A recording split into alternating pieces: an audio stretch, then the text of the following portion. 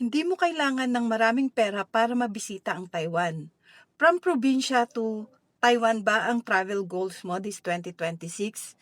Well, panuorin mo tong video na to. Makakatulong to sa Taiwan trip mo. Step 1, mag-book tayo ng plane ticket.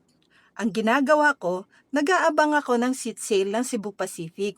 I compare prices of Cebu Pacific, AirAsia, at Philippine Airlines. Dahil ako ay Cebu Pacific user, lagi akong nakakapag-book ng murang deal sa Cebu Pacific. Step 2, hotel. After ng plane ticket, hotel naman tayo. Best place to stay? I recommend Ximending area. Bakit? Kasi Ximending ang isa sa pinakamalaking night market ng Taiwan. Very lively ang lugar na to.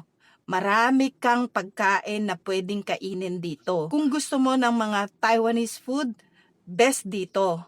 Mura at kalidad ang mga pagkain. Next is the Taipei Main Station. Bakit Taipei Main Station? Kasi Taipei Main Station is the largest station of Taiwan. Dito nagsisimula lahat ng trend ng Taiwan. I use Booking.com on my hotel needs. Since day 1, Booking.com user na ako. Alam nyo kung bakit? Ang dami nilang deals na pwede mong ma-avail.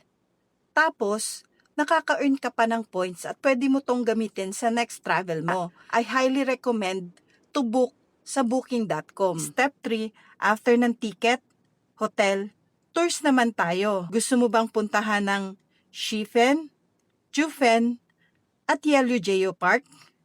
Well, magagawa mo yan ng isang araw. Ako, gumagamit ako ng Klook para sa aking tours.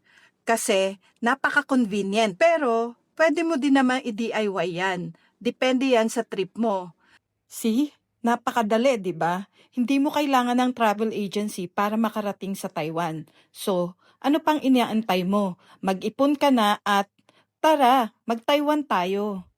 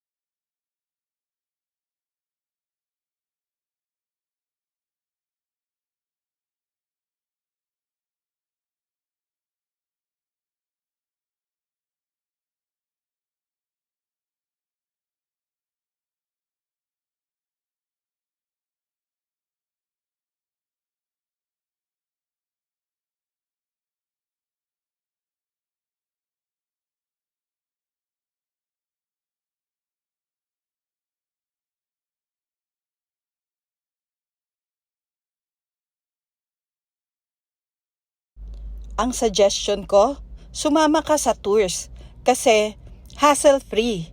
Hindi mo kailangan mamroblema sa sasakyan kung paano mo siya pupuntahan. Dadaling ka sa lugar na gusto mo nang hindi ka napapagod. See? Andali, di ba? Ano pang inaantay mo? Mag-ipon ka na at tara, mag-Taiwan tayo.